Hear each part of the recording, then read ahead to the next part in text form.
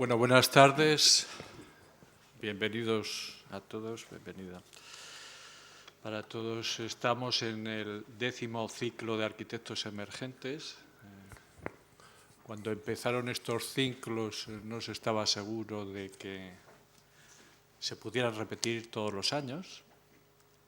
Estar en el 10º ciclo de arquitectos emergentes es un orgullo para la Comisión de Cultura que ha fomentado que todos los años venga realizando este ciclo. Yo creo que, bueno, a nivel nacional tampoco hay muchos colegios que hagan propuestas de este tipo y es interesante, nos debemos felicitar todos. Hay que felicitar también a Carlos Will, que es el animador que entre bastidores siempre está detrás de que verdaderamente se pueda realizar este ciclo. Agradecer también en estas épocas que económicamente todos los colegios están fatal por la crisis de la construcción, que nos hayan ayudado Cerámicas Casao y Fabetón a poder realizar este año el ciclo. Y bueno, en primer lugar vamos a inaugurar hoy el ciclo de conferencias con el estudio EBV, formado por Fabrizio Barocci, que es el que nos va a presentar la obra de su equipo.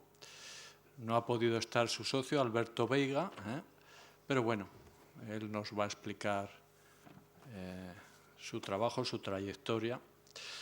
Muy interesante porque Fabrizio pues es de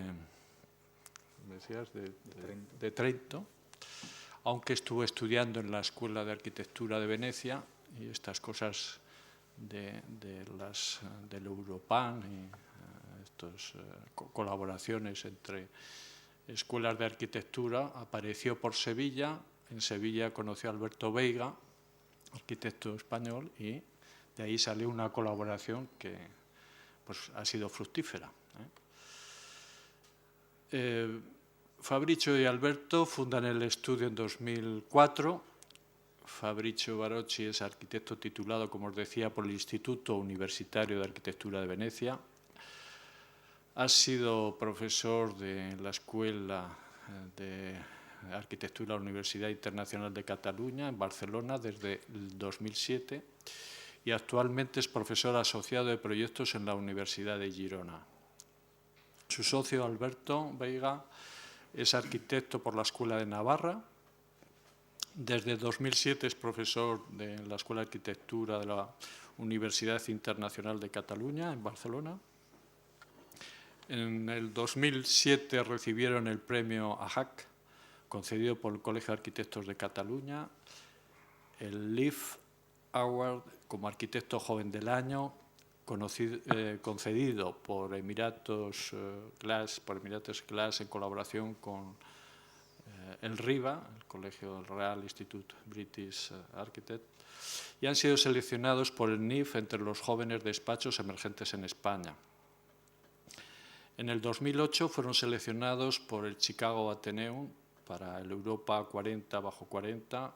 Eligen primero 40 despachos de arquitectos jóvenes en Europa y de ahí los 20 estudios más jóvenes destacados también del panorama internacional por la revista Icon y nominados por Jakob Chernikov Prize, por el premio de Jakob Chernikov. Su trabajo ha sido expuesto, entre otras, en la Bienal de Arquitectura de Venecia, en los premios AJAC del Colegio de Arquitectos de Barcelona, en la Bienal de Arquitectos Italianos en Roma y últimamente han sido ganadores de los concursos de la Filarmónica de Szczecin en Polonia, la sede del Consejo Regulador de Ribera del Duero en Burgos y el Auditorio de Águilas en Murcia y las viviendas sociales en Úbeda, Jaén. Como veréis, con este currículum, un equipo tan joven se les puede felicitar ya porque llevan una buena carrera ya de comienzo, ¿no? Bueno, sin más, os dejo ya con Fabricio para que comience su exposición y darle las gracias por haber venido a nuestro Colegio de Arquitectos de Zaragoza. Adelante. Bueno, buenas tardes, ante todo. Bueno, muchas gracias al colegio por la invitación. Y nada, bueno, para mí es un placer estar aquí a compartir un poco de ideas con vosotros. Bueno, he preparado una charla así un poco, intentado que sea un poco amena.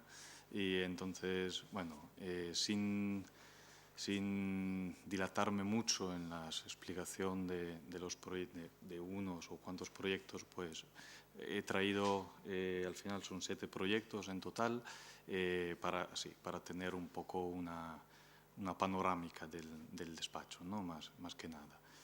Bueno, a lo mejor podemos apagar. Perfecto.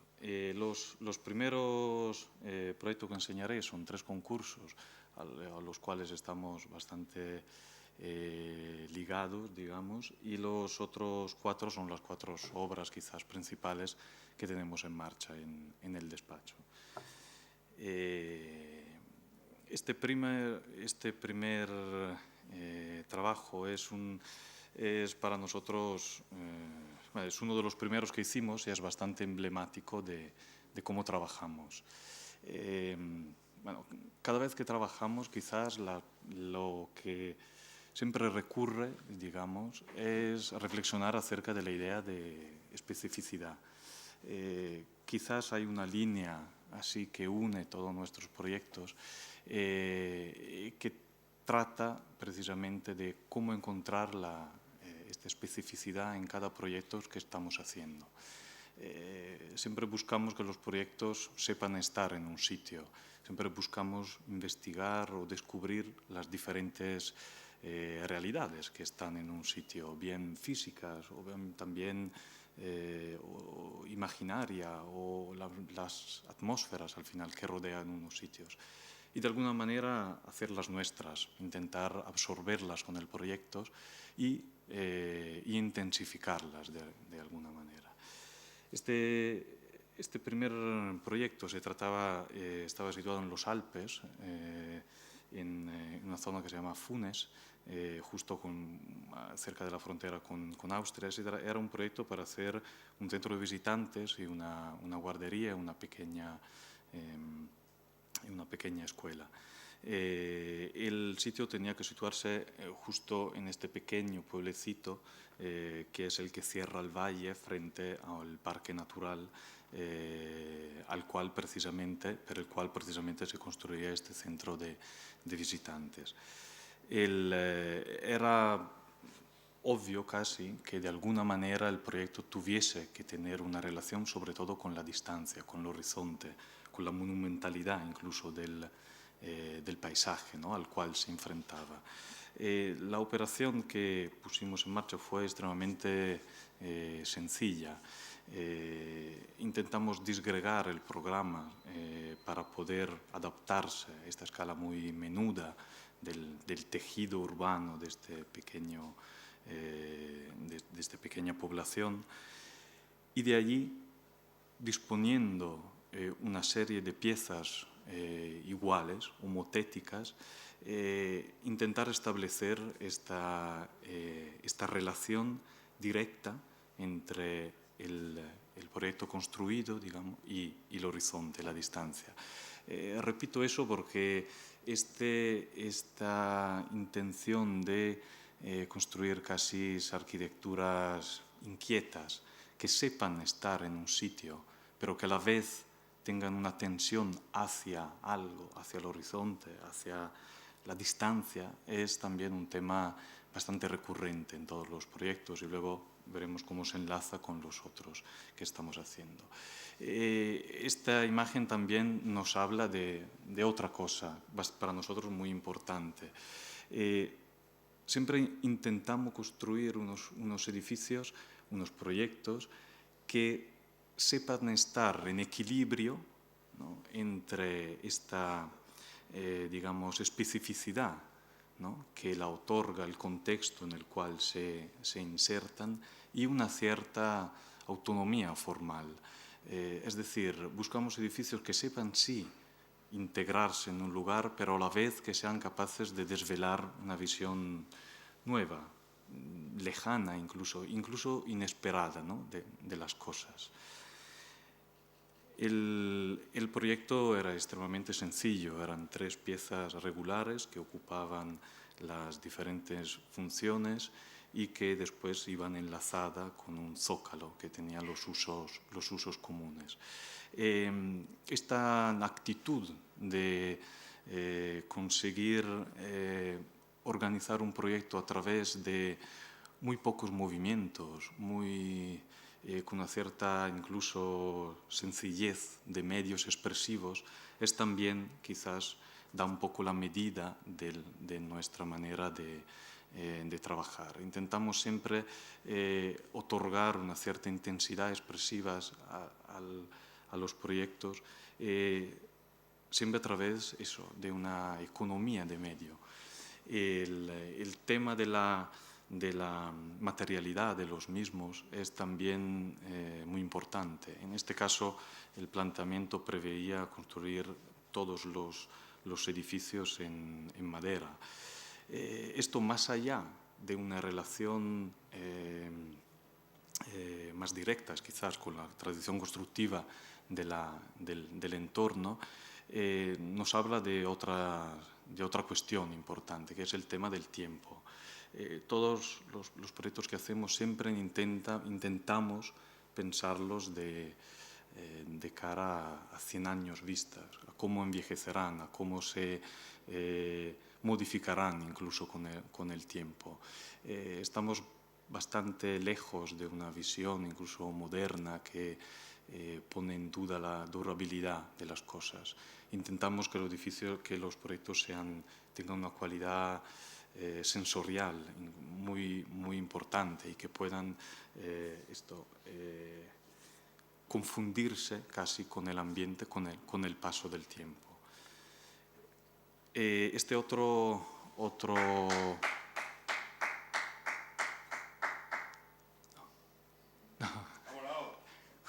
bueno. No sé. Una espontaneidad. Vale. Bueno, pues, ¿puedo seguir? Sigo, ¿no? Bueno. Este segundo proyecto, esto os lo pasaré así rápidamente, siendo, estos primeros concursos, me detendré más en los otros. En realidad, con las mismas intenciones, apoyándonos el proyecto sobre las mismas reflexiones, intentamos dar forma a un proyecto extremadamente distinto del anterior. Esto se trataba de un concurso que hicimos para una escuela en Siena, en las afueras de Siena, y el solar pues, se situaba justamente al final de este pequeño valle que bordeaba una antigua basílica que está en las afueras de Siena. Y de alguna manera el edificio pues, tenía que concluir, finalizar o poner la conclusión de este paisaje. Lo que intentamos fue no tanto esconder el edificio, sino establecer una relación clara y directa con la preexistencia, con la basílica en este caso. El proyecto trabaja con esta gran escala y construye esencialmente un mirador desde el cual se puede divisar la basílica y la ciudad de Siena al final. Otro gran tema de todos nuestros proyectos es el trabajo con el espacio público. En nuestro despacho casi todos los proyectos en marcha son proyectos públicos y el conseguir construir unas arquitecturas extremadamente entrelazadas con el tejido urbano, dar forma, generar nuevos espacios públicos, es casi, creemos, un imperativo diría casi social de los proyectos que hacemos. Nunca intentamos hacer arquitecturas autistas, introvertidas, sino que precisamente casi todos los proyectos los arrancamos desde un entendimiento del espacio urbano, del espacio público, y de allí dar forma a una arquitectura que de alguna manera lo pueda envolver. Digo eso porque en este caso, aunque el edificio fuese una escuela, toda la parte superior del proyecto se conformaba como este gran espacio público para toda la gente, y todo el proyecto pues, se disponía en los niveles inferiores.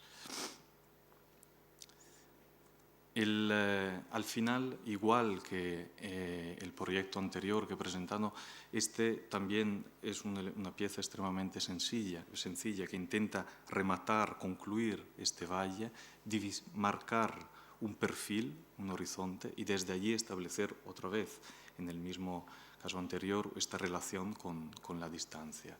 En este proyecto también se podían rememorar de alguna manera estos grandes edificios que trabajan con la topografía, que saben adaptarse y simplemente marcar un perfil. Todas las plantas giraban a este acceso ligeramente rehundido, y después se disponía de forma muy sencilla todos los espacios interiores.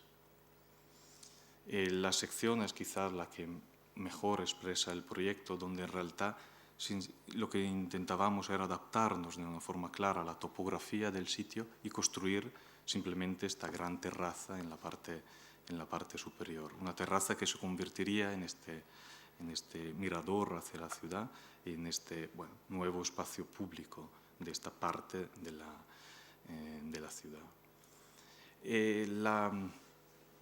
Este tema de relacionarse con la persistencia es también quizás el tema principal de este otro proyecto. Se trataba de un concurso que hicimos para una universidad de la música en Karlsruhe, en Alemania.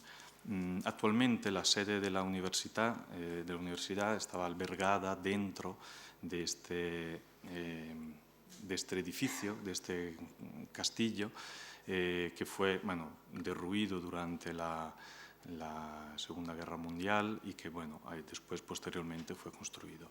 Y el solar tenía que localizarse justamente enfrente.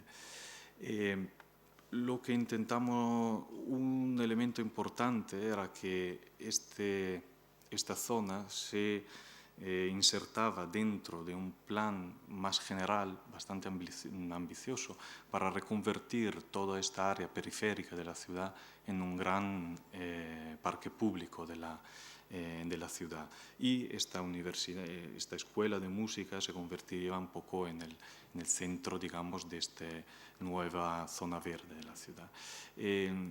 La idea que marcó el proyecto era extremadamente clara, y lo que intentamos hacer fue más bien una operación casi paisajística que no tanto una arquitectura. El proyecto planteaba esencialmente replantar todo este jardín que estaba enfrente del edificio, y el proyecto sencillamente tenía que definir lo que podríamos definir como un claro en el bosque, ¿no? un momento de pausa, un silencio casi, ¿no? Y además convertir este gran espacio bordeado por este hilo, ¿no?, que organizaba todos los laboratorios, etcétera, etcétera, otra vez en el espacio casi colectivo de la nueva de la universidad, al cual había que cruzar para después poder llegar a la zona principal. Por tanto, el proyecto se reducía a casi nada. Esta especie de nastro que contenía todo el programa de laboratorios, talleres, etc., y después al cual iba afiancado esta gran caja que contenía la máquina, lo que era el auditorio, que lo entendíamos casi una caja perfecta que pudiese funcionar siguiendo las las mejores prestaciones acústicas. Por tanto, igual que en los otros proyectos, pues el proyecto se define reflexionando acerca de una idea muy clara, que era esta de generar este nuevo vacío en el medio de este parque y de alguna manera establecer una cierta analogía, incluso formal, con la pieza del castillo.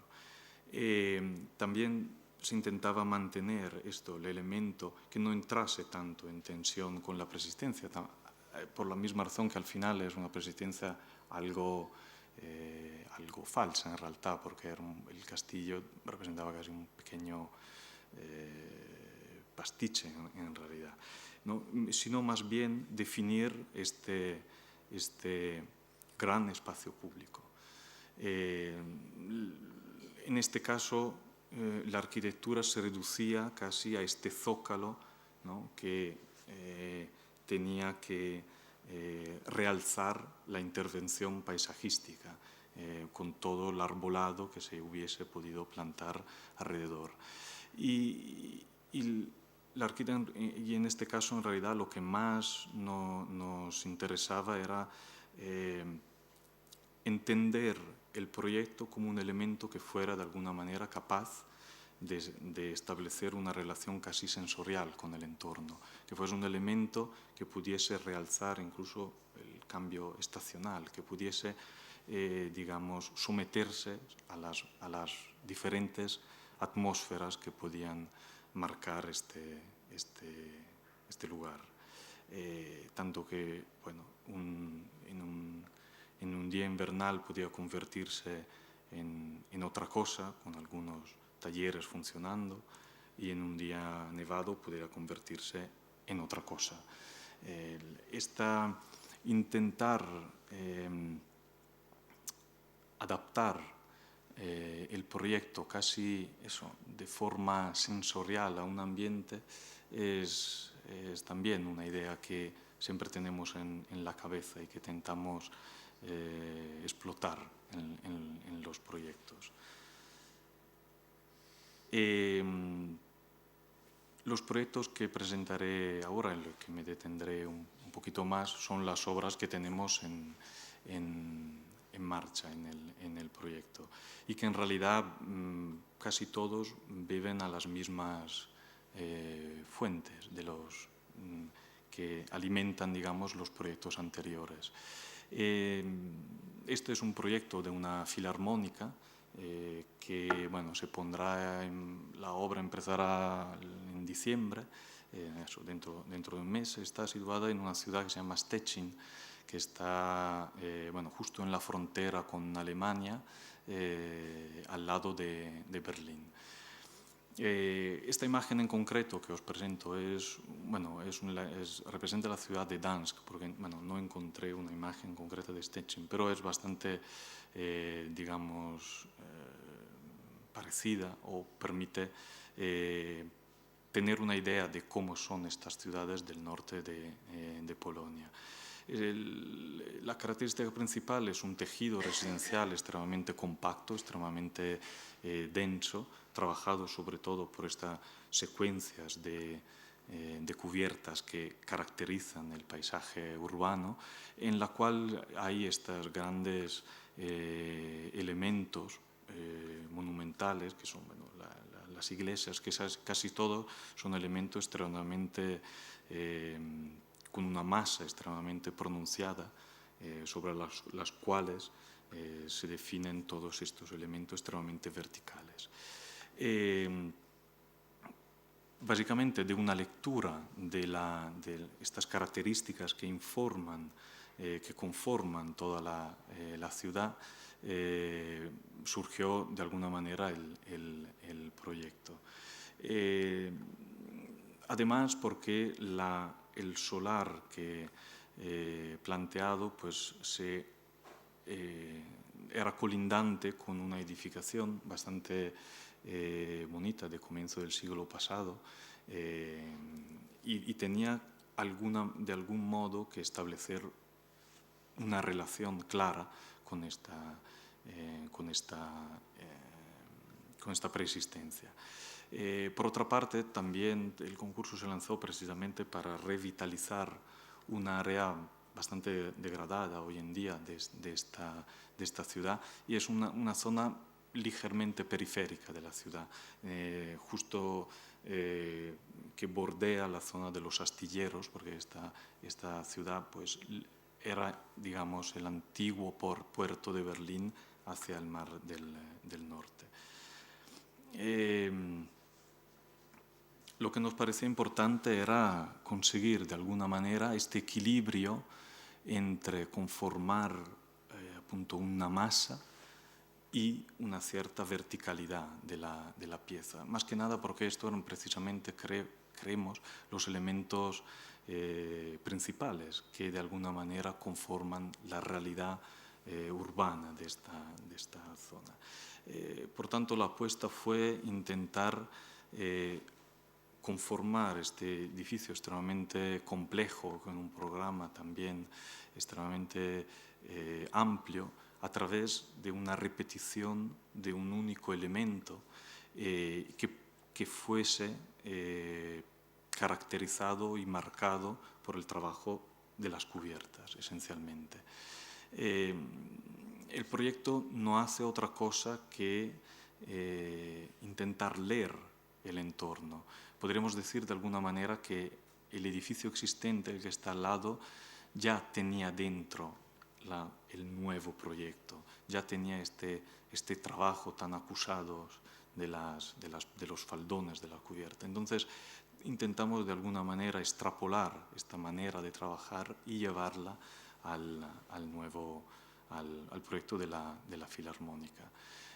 Por otra parte, también esta idea de aglomeración de piezas, de repetición de un mismo elemento, lleva consigo una cierta lógica también con el mismo programa que contiene. Al fin y al cabo es un edificio destinado a una filarmónica. Podríamos casi entender el proyecto casi como si fuera la construcción de un instrumento, a través de la repetición de una misma pieza.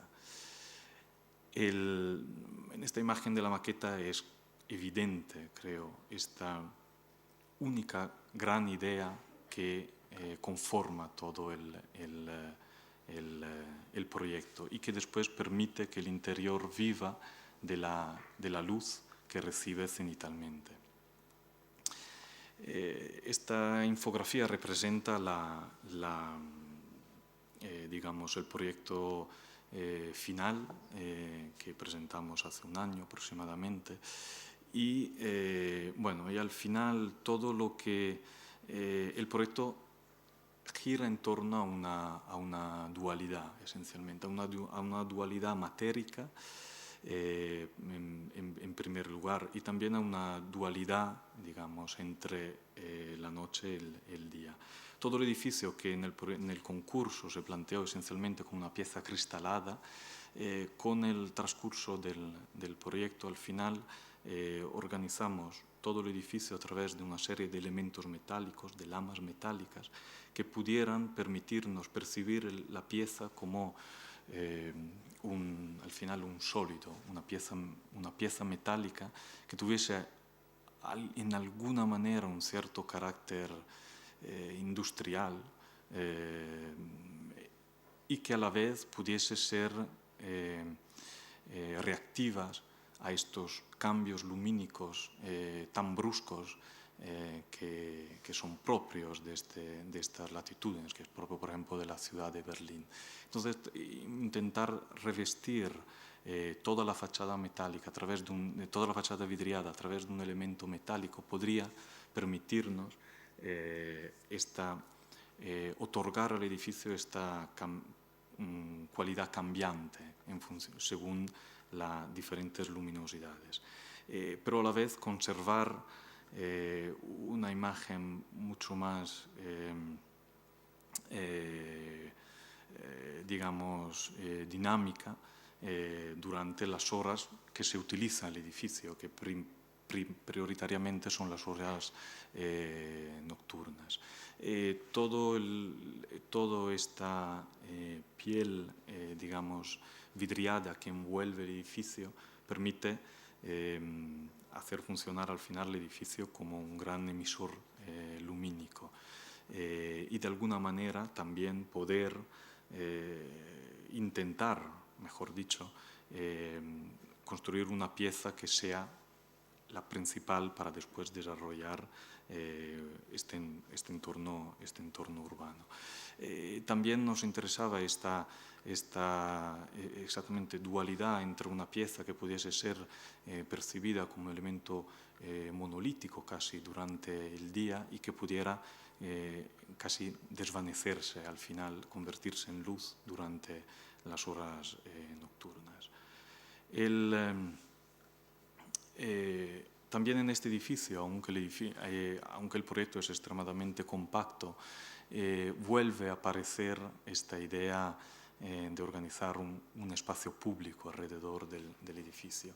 En este caso, no tanto alrededor del edificio, sino intentamos llevarnos el espacio público en el interior, sobre todo configurando un gran foyer que pueda ser un espacio apto a diferentes usos. La planta baja está dominada por este gran foyer, alrededor del cual giran las dos salas. Las salas sinfónica principal, que es una sala aproximadamente por unas 1000 personas, y una sala más polifuncional por unas 350 personas, aparte de la zona expositiva. Todo el espacio interior se organiza a través de un recorrido en espiral que permite al usuario recorrer todo el edificio sin solución de continuidad. A las salas se accede a través de esta gran escalinata que da acceso a la primera sala principal, se puede subir por otros niveles hasta llegar a la zona expositiva que está arriba y luego volver a descender por este elemento más escultórico, que es esta gran escalera en espiral, ¿no? Y de manera vivir como poder vivir el edificio como si fuera un paseo continuo dentro de él. Esto es ya un nivel superior, donde se ven las dos salas que en realidad flotan dentro de esta corona vidriada que contiene esencialmente los núcleos de servicios y las otras que envuelve todo el edificio. Una vez subido y recorrido, pues la parte superior del foyer organiza esta zona expositiva que vive de la luz que baja a través de estos lucernarios y sobre todo vive de todo este trabajo de la cubierta tan pronunciado. En el interior del edificio, la sala principal es una pieza extremadamente sencilla que de alguna manera intenta ponerse en continuidad con esta tradición de salas clásicas de la tradición del este, sobre todo del este.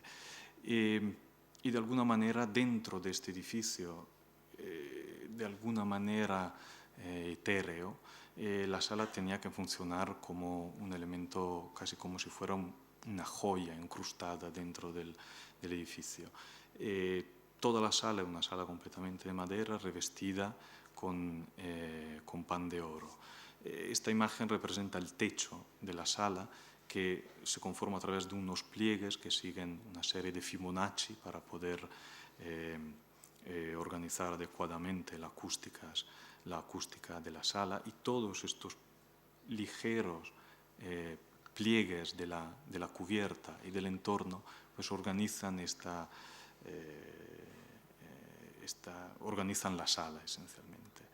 Esta es una maqueta de estudio donde exactamente se nota como la forma es una forma extremadamente sencilla, podríamos decir casi clásicas, que se rehace en parte al Amsterdam Gebouw, y todos estos elementos que intentan envolver la audiencia y transformar esta sala y otorgar una cierta atmósfera bastante más cálida de todo lo que envuelve el interior. La otra sala tiene un carácter distinto, es una sala más bien polifuncional para diferentes actuaciones. En esta sección se aprecia como la parte superior, la parte más alta, donde se organiza toda la zona expositiva, vive de todo el trabajo de la cubierta. Y también se aprecia a la izquierda pues, esta gran escala del foyer, que se concibe más bien como una plaza pública interior, no solo como un vestíbulo de acceso al edificio. Esto es un poco la imagen de estos espacios positivos de la parte arriba, de esta zona que flota casi encima del vestíbulo. Este trabajo con las cubiertas también estaba justificado en realidad porque desde la distancia el edificio casi siempre del edificio solo se aprecia esta corona superior, porque justamente alrededor hay una serie de espacios públicos verdes con un arbolado bastante importante. Entonces el edificio parecía casi disponerse arriba de esta masa verde. Y entonces este trabajo más de las cubiertas permitía pues, configurar el edificio como una especie de nuevo elemento urbano que busca sí una autonomía suya, pero que enlaza con todo este perfil roto del tejido urbano de la ciudad. Y sobre todo la esperanza es que precisamente estas piezas sepan o puedan reaccionar a las variaciones de luz del entorno y incluso que su percepción sea más o menos acusada en función de los días. Este otro proyecto es un proyecto que tenemos en marcha, del cual debería de llevarse a conclusión durante el próximo año. Esto representa un proyecto bastante extraño para nosotros, quizá uno de los más difíciles que hemos hecho, porque se trataba de realizar un proyecto para una vivienda que en una zona que actualmente es prácticamente desértica, en el interior de China, en una zona que linda con Mongolia, y es una zona que al lado de una ciudad que se llama Ordos, una ciudad que ha subido un crecimiento brutal, que ha pasado de la nada a 500.000 habitantes en una decena o quincena de años, y en las afueras y es bastante, digamos, emblemática de los cambios que sufre tan bruscos que sufre China en este periodo, y en las afueras de estas ciudades pues se iba a organizar un nuevo distrito residencial. Entonces nos encontramos en una situación muy extraña, que se trataba de pensar una vivienda en una zona actualmente prácticamente vacía y que en pocos años iba a conformarse de esta manera. El reto era importante, cómo enfrentarse a este tipo de proyectos. Los otros proyectos que hasta ahora os hemos enseñado eran proyectos donde intentaba establecer más una cierta de relaciones con el entorno. En este caso nos encontrábamos con una cierta pobreza, digamos, de relación, o por lo menos era como construir en la nada. todo el proyecto, por esta razón, pues intentamos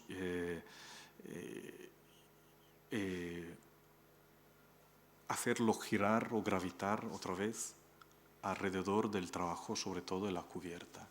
La casa se configura al final como con una implantación extremadamente pura, extremadamente sencilla, casi platónica, es un cuadrado puro, y toda la experiencia incluso del habitar dentro de la vivienda se conforma a través de esta gran cubierta que define la intimidad o la representatividad de los distintos espacios, sobre todo la planta primera, que es la donde se organiza toda el día a día de la vivienda. Era importante trabajar para nosotros esta diferencia de relaciones, digamos, entre más íntimas, más representativas de la casa, porque también así se nos lo pedía, teniendo en cuenta que la vivienda tenía una superficie, bueno, tendría que tener una superficie de aproximadamente 1.300 metros cuadrados. Entonces eso da un poco el calibre de la necesidad de organizar estos diferentes espacios. Toda la vivienda esencialmente se construía a través de un ladrillo, un ladrillo muy típico y muy usual de estas zonas de China. Estas grandes aberturas era la que permitían organizar una serie de terrazas que daban luz y organizaban diferentes situaciones espaciales al interno de la vivienda. Como en los otros proyectos, también veis que hay una cierta sencillez de organización. Esto no es más bien que una serie de elementos, de estancias que giran alrededor también de este patio central. Entonces, a frente de esta sencillez, digamos, de planta, las relaciones visuales internas cruzadas dentro de este patio acristalado podrían ser múltiples y más complejas. La planta superior se organiza alrededor de estas terrazas dispuestas en las esquinas, y es esencialmente este gran espacio que vive de la experiencia de estar casi debajo de esta cubierta, de esta manta casi, ¿no? De esta tienda, incluso, de una tienda casi solidificada, podríamos decir. La sección de la maqueta es quizás lo que mejor lo explicas. En las partes inferiores todos los espacios, digamos, de noche de la vivienda, los diferentes usos, y en la parte superior pues está los espacios principales debajo de este gran elemento que lo conforma todo. Y no es, también he de decir que bueno,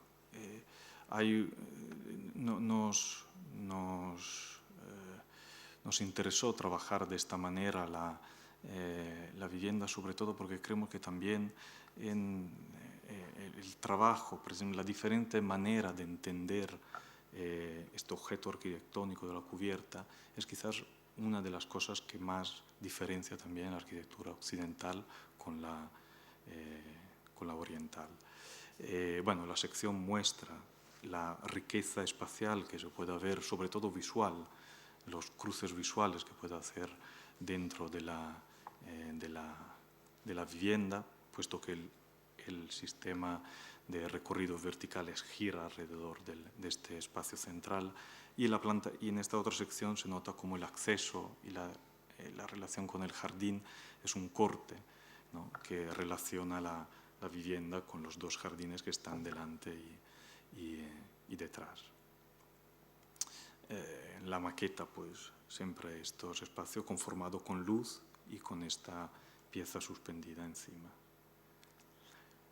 Y bueno, las variaciones también de lo que comentaba antes, ¿no?, se deben que hay momentos en que la cubierta casi se puede tocar, que tiene una altura muy muy baja, y después son elementos que la cubierta sube hasta llegar a una dimensión más representativa. y la zona de los accesos.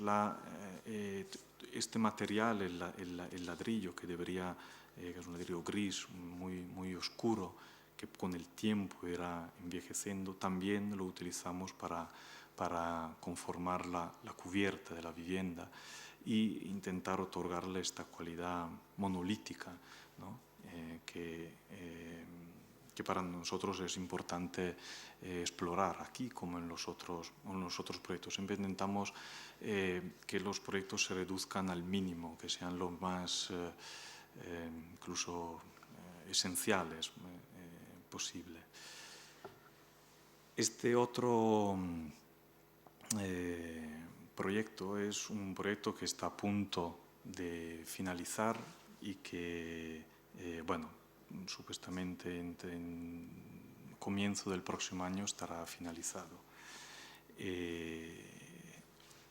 Esto se trata, bueno, de un auditorio, un palacio de congreso en la costa sur, en Águilas. El proyecto tenía que localizarse, como veis, justo al final de esta bahía, en una zona, digamos, paisajísticamente bastante atractiva, bueno, con una cierta belleza incluso, pero en un tejido urbano extremadamente fragmentado, extremadamente roto incluso. Y el edificio venía casi a concluir todo este digamos, recorrido urbano que se desarrolla alrededor de la bahía. Era evidente de alguna manera que el proyecto tenía que tener una cierta carga urbana, tenía que ser capaz de construir ciudad de alguna manera, pero a la vez dialogar igual que el primer proyecto que os he enseñado, otra vez con el horizonte, con la distancia de alguna manera, construir esta arquitectura en equilibrio, ¿no? Por tanto, bueno, esta es una foto de obras, se ve ahí en el centro a la izquierda pues, el edificio que está construyendo. Por tanto, por esta razón intentamos organizar el edificio de forma dual también. Hacia el interior, hacia la ciudad, el proyecto define una esquina urbana, se amolda a las calles que definen el solar, mientras que de cara al Mediterráneo es un elemento mucho más libre, mucho más, casi se moldea intentando recoger esta geografía tan acusada, ¿no? Que define todo el perfil de la costa. En esta otra imagen se ve también como al extremo izquierdo hay este pequeño promontorio con el castillo que concluye la bahía hacia occidente, y al extremo opuesto el edificio tenía de alguna manera concluir la bahía de este otro lado. Entonces, esta lectura casi del paisaje, de la geografía, fue un poco el comienzo del proyecto, que intentó poco a poco nos permitió entender el edificio casi como una pieza erosionada o excavada o incluso con una cierta sensualidad incluso hacia el horizonte, pero que nunca fuese solo dirigida ahí, sino que pudiese precisamente tener esta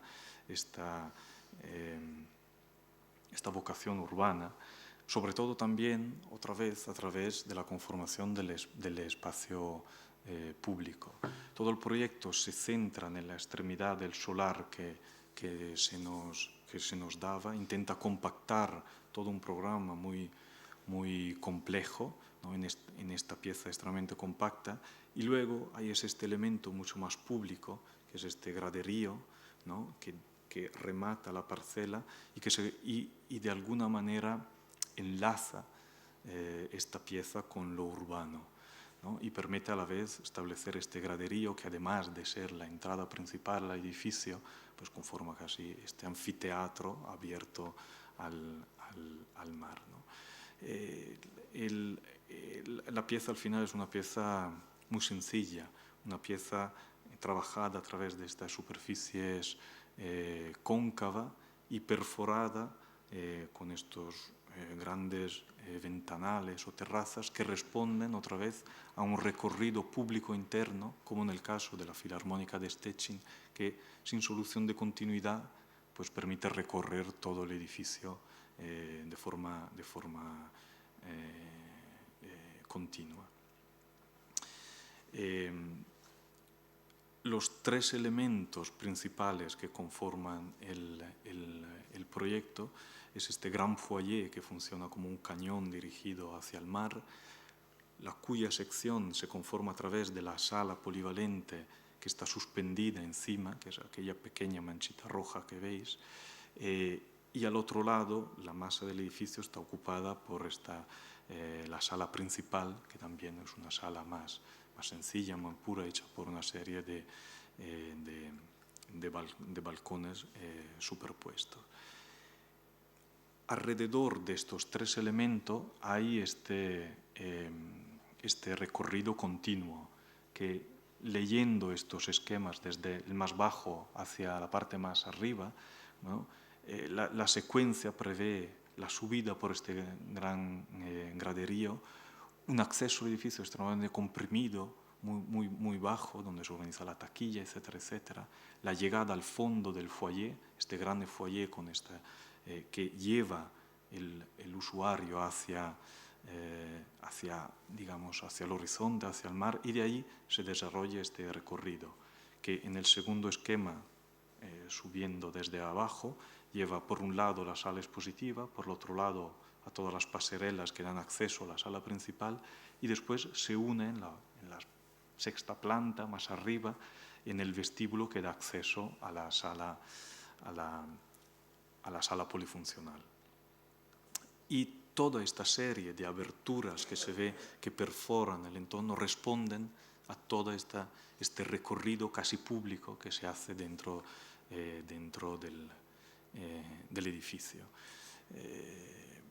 Bueno, otra vez veis que la planta se organiza de forma muy clara, casi cartesiana, en la cara interior, y aquí es bastante evidente leer cómo en la parte de atrás el edificio no hace otra cosa que definir este límite urbano, ¿no? de las dos calles que lo bordean, y hacia adelante pues se conforma con más libertad a través de estos elementos. Estas son las plantas superiores donde este recorrido público, ¿no? Conforma estos dos espacios en la parte final y la parte de arriba. La gran sala, que es una sala casi entendida como si fuera una especie de laboratorio, una sala completamente oscura, muy ciega. Y después ya los dos recorridos que se organizan en la pieza de la sala multifuncional que está suspendida sobre del foyer. Un dato bastante importante es que toda la estructura del edificio es extremadamente sencilla, puesto que todo el edificio, aparte de esta cierta complejidad que tiene, se conforma a base de estos grandes muros de cargas de hormigón perpendiculares a la bahía, y toda las fachadas convexas es una estructura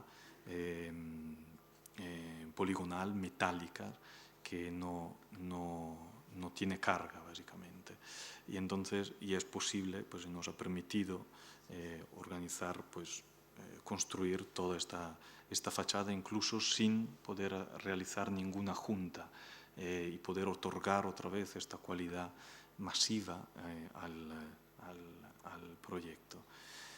De noche la pieza debería de leerse, esperemos que se lea la actividad interior del edificio, estas terrazas abiertas a la bahía, pues empezarían a iluminarse y dar a ver pues lo que acontece dentro, ¿no? Y son todos todas estas aberturas pues funcionan, siguen este recorrido, ¿no?, que os comentaba anteriormente. La sección sobre el foyer, donde se ve esta pieza trabajada con la sala arriba, y inferiormente hay otra sala expositiva que decidimos también pues organizarla a pie de calle y darle un acceso totalmente independiente para precisamente poderla utilizar de manera independiente y también revalorizar esta parte del ambiente urbano, no solo a través del edificio, sino también del programa que tiene el proyecto. A frente del foyer principal, que es una pieza extremadamente tendida hacia el horizonte, cuando se accede a la sala principal, es el momento en que se abre este gran vestíbulo principal, que es una pieza, es un vacío extremadamente vertical y que permite leer desde el interior esta gran superficie esférica, ¿no?, y conformar todo este espacio a través de la curvatura de la fachada y a un gran ventanal que es el único elemento que meterá luz desde arriba a este gran espacio que tendrá un cierto dramatismo incluso, ¿no? En la parte de abajo, en otro elemento excavado a pie de calle, se conforma la cafetería y el restaurante del edificio. Esta maqueta quizás la foto de la maqueta en este caso exprime bien esta tensión que siempre intentamos otorgar a los proyectos, ¿no?, entre el saber estar en un sitio y una tensión hacia algo, ¿no?, hacia el horizonte, hacia algo más, ¿no? Y nos interesa construir estas arquitecturas sencillas, hechas a base de pocos recursos formales, pero inquietas de alguna manera. Estas son fotos ya de las obras de más o menos comienzo de año, cuando se empieza a leer, ¿no?, estos grandes elementos de hormigón, ¿no?, que conforman el edificio, directamente enfrentados a la bahía, y aquí se empieza a apreciar pues este gran vestíbulo. Se accede al vestíbulo por la parte atrás, donde la sección es muy baja, ¿no?, y delante se abre todo el vestíbulo que enfoca a la conclusión de la bahía y esta geografía que es de donde nace el proyecto. En la parte más a la derecha, pues donde se conformará pues una pequeña cafetería que enfoca justo a la línea de playa. Para nosotros en este proyecto era esencial trabajar también aquí con la luz, intentar pensar cómo entra, cómo penetra dentro del edificio, ¿no?, en estos espacios que tienen estas gran aberturas hacia el exterior que después van siendo progresivamente más pequeños hacia el interior. Bueno, la sección de la sala superior, y accediendo por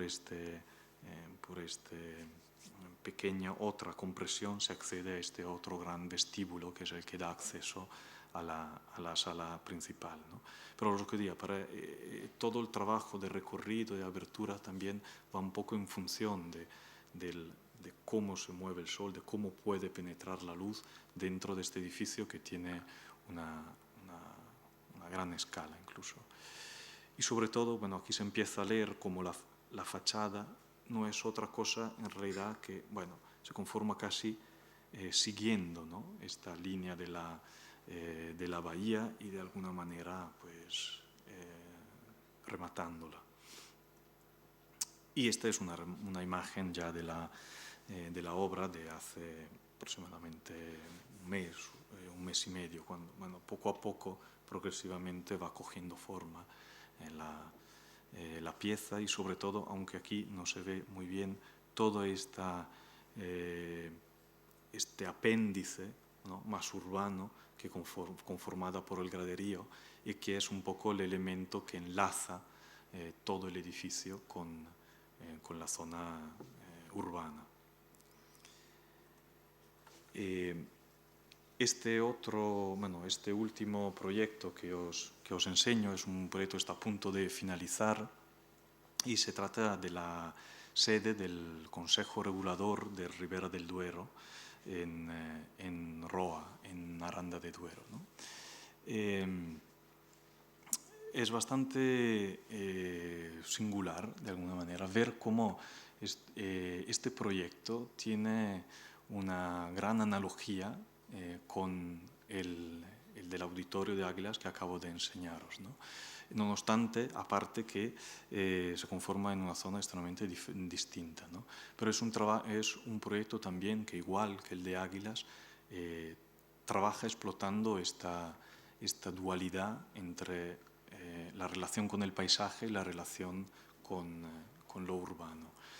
El proyecto es esencialmente la ampliación de un edificio existente, que es la actual sede del Consejo Regulador, ¿no?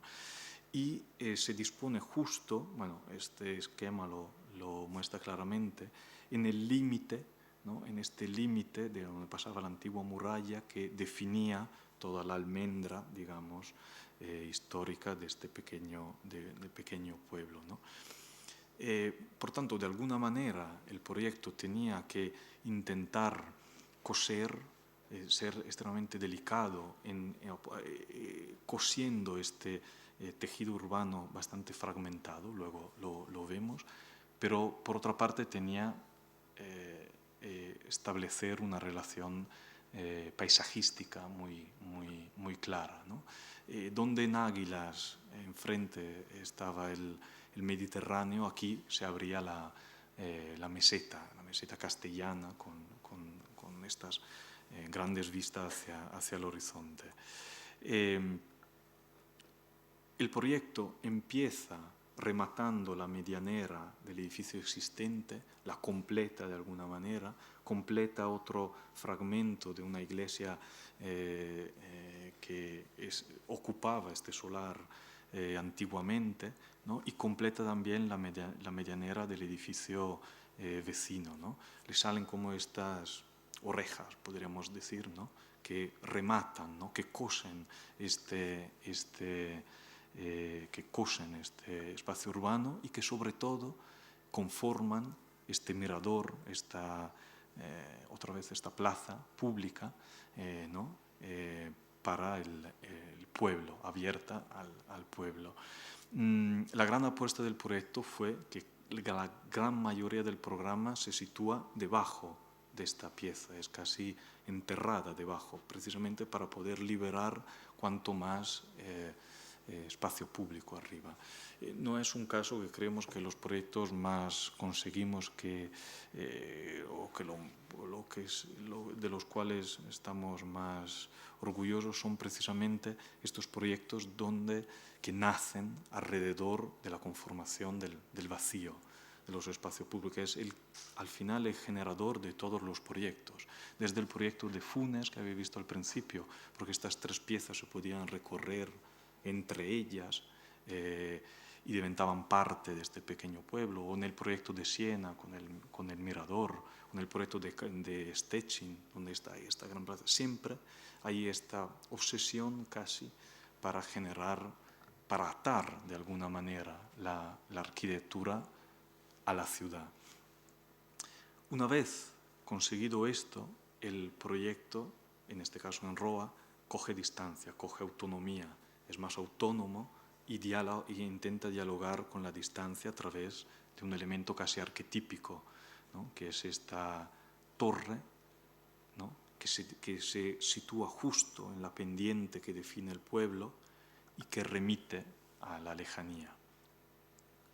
En esta imagen de la obra de aproximadamente hace 6 meses, 7 meses, es clara esta voluntad, ¿no?, de enfrentarse, de construir un límite, de asentar la pieza de forma clara, sencilla en la pendiente, establecer una relación con la distancia. Entonces, en realidad es lo mismo que os contaba en el proyecto de Águilas, ¿no? Esta voluntad de situar el edificio en equilibrio entre estos dos mundos casi, ¿no? Lo urbano y lo natural, ¿no?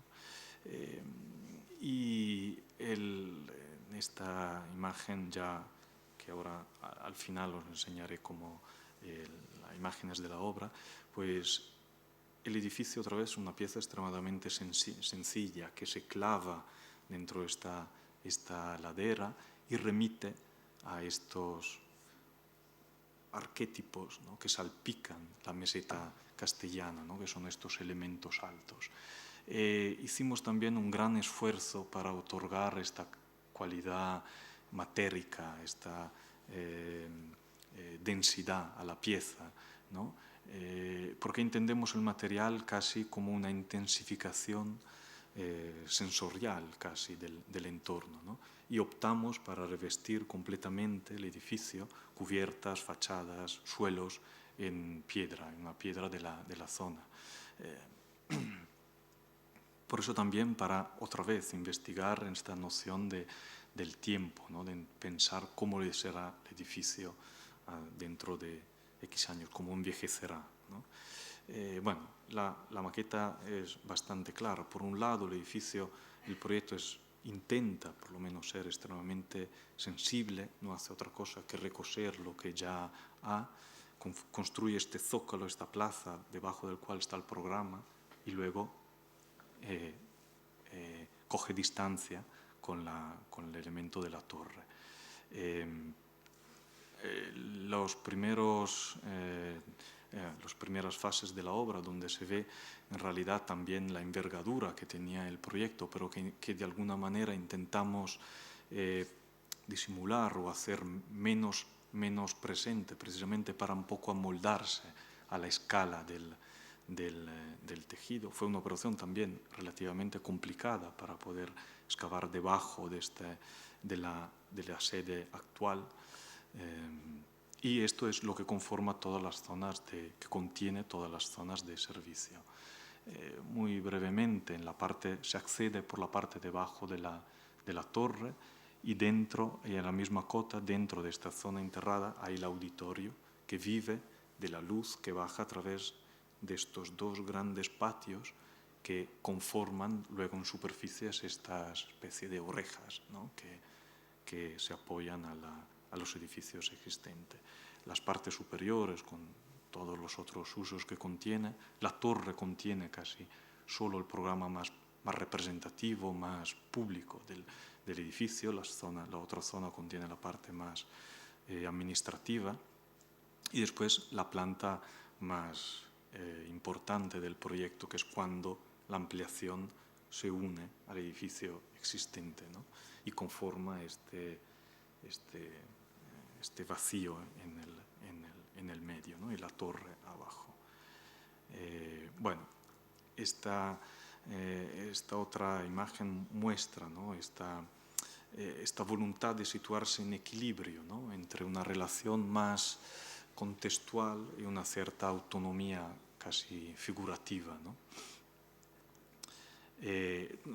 Toda la torre se circula perimetralmente a través de una escalera que va subiendo, que va viviendo de estas pequeñas perforaciones más menudas que permiten vistas puntuales sobre el campo, hasta llegar a la gran sala del Consejo, que es la que está situada en la parte superior de la torre y que es el elemento más representativo del proyecto, y que esta maqueta de estudio exprime un poco las pretensiones de tamizar la luz, de difundirla, que teníamos a través de este trabajo más puntual de las aberturas. Todo nace sobre todo de las relaciones con la muralla, con esta persistencia que están allí. Esto muestra la calle de acceso al pueblo, el elemento de la torre que se va conformando, ¿no? Con la misma capacidad de incidir en el paisaje, ¿no? O cómo se va asentando en esta ladera de la forma más más sencilla posible, más natural. De hecho, ahora estamos en una fase en que estamos trabajando la urbanización, digamos, del entorno, y nuestra pretensión es conseguir mantener el paisaje de lo más natural posible, como si nunca hubiese habido nuestra intervención. Y la zona de la plaza arriba, que empieza a conformar este espacio que mira al horizonte y que está envuelto por estas piezas más de pequeña escala. Y bueno, otra vez, todo el proyecto que gira alrededor de este espacio público y con pocos elementos lo intenta conformar. Y esto es una imagen de hace muy poco, que todavía una foto de la obra, se ve un poco deformada, que es un poco lo que el resultado final. Se aprecia, al final optamos para trabajar, no es una fachada ventilada, es una fachada conformada con sillería de piedra, apoyada sobre un cerramiento de hormigón, una estructura de hormigón, precisamente porque intentábamos, y ahí sí que pusimos todos los esfuerzos posibles para otorgar esta densidad, esta cualidad matérica a las piezas. Ahora veis un edificio que es recién acabado, pero que con el tiempo podrá asumir su propia condición. Este material pues lo envuelve todo, envuelve las cubiertas, el suelo, las paredes, ¿no? Dentro de las cuales hay pequeñas incrustaciones que marcan incrustaciones más brillantes que marcan los elementos de acceso, ¿no? Pero que todo este elemento no quiere ser otro que la conformación de un vacío, esencialmente, un espacio público que está ahí arriba. Estas son otras imágenes de la plaza. Veis estas piezas a la derecha son las que contienen los lucernarios, estos dos grandes lucernarios que van hacia abajo. Y este es aún no completado, pues el elemento de la torre, ¿no? Que se inserta en esta pendiente. Con eso, estas últimas imágenes son un poco un resumen, digamos, de todas las ideas o las aspiraciones que nos rondan por la cabeza, ¿no? Intentar construir arquitecturas sencillas, claras, arquitecturas con una gran vocación urbana o pública, que pero se expresen a través de una cierta economía de medio, ¿no? Que sepan explotar las cualidades sensoriales de un ambiente o de un paisaje. Y con eso he concluido y os agradezco la atención. Ha sido un placer.